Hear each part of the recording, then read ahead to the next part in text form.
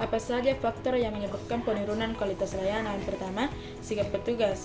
Sikap petugas yang tidak ramah, sombong, cuek, kurang perhatian, dan kurang tanggap dalam memberikan pelayanan juga mempengaruhi penurunan kualitas layanan. Kedua, ketidaklengkapan sarana dan prasarana. Sarana dan prasarana yang tidak memadai, seperti kursi yang seringkali tidak cukup untuk ruang tunggu. Ketiga, kurangnya responsivitas seperti kecepatan melayani yang tidak sesuai dengan ketentuan yang ditetapkan. Dengan menggunakan 5 dimensi atau dikenal dengan metode SERVQUAL. 1. Keandalan atau reliability.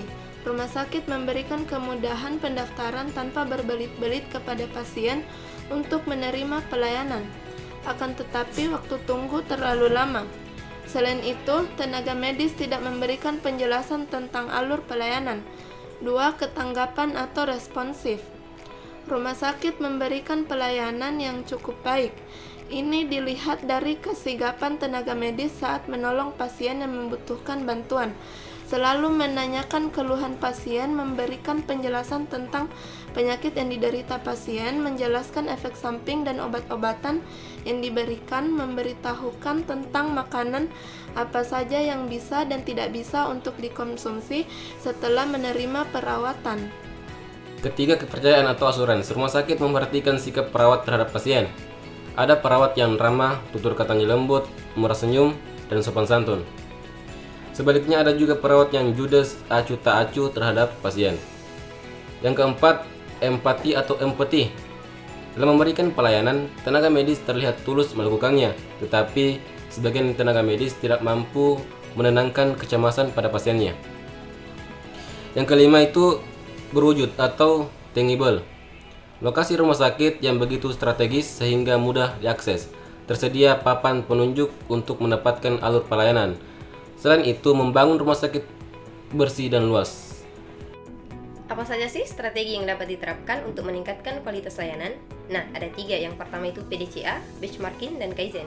PDCA atau Plan Do Check Action merupakan model manajemen yang dikembangkan oleh William Edwards Deming berdasarkan cetusan Watershead untuk perbaikan proses maupun individu secara berkelanjutan. Oleh karena itu, siklus PDCA juga dikenal sebagai siklus Deming, siklus Shepherd, atau siklus kendali. Yang kedua, benchmarking adalah proses sistematis untuk membandingkan kinerja, praktik, produk, atau layanan suatu perusahaan dengan perusahaan lainnya. Tujuannya untuk meliputi identifikasi kelemahan dan keunggulan, peningkatan kinerja, inovasi, peningkatan daya saing, dan pengembangan rencana strategis. Yang terakhir, Kaizen merupakan strategi yang berfokus pada perbaikan terus-menerus. Manajemen harus memuaskan pelanggan dan memenuhi kebutuhan pelanggan. Kaizen melibatkan perubahan kecil terus-menerus untuk meningkatkan kinerja operasional dan meningkatkan kualitas produk. Bagaimana cara memonitor dan mengevaluasi efektivitas strategi peningkatan kualitas layanan? Plan merencanakan perbaikan dan pengumpulan data secara berkesinambungan dengan identifikasi unsur 5M. Do melaksanakan perubahan berdasarkan rencana yang ditetapkan dengan melakukan perencanaan kegiatan perbaikan untuk mengatasi masalah. Cek mengamati pengaruh perubahan, mengamati apakah pelaksanaan telah sesuai rencana, apakah proses perubahan perlu perbaikan, faktor apa yang mendukung atau menghambat perubahan.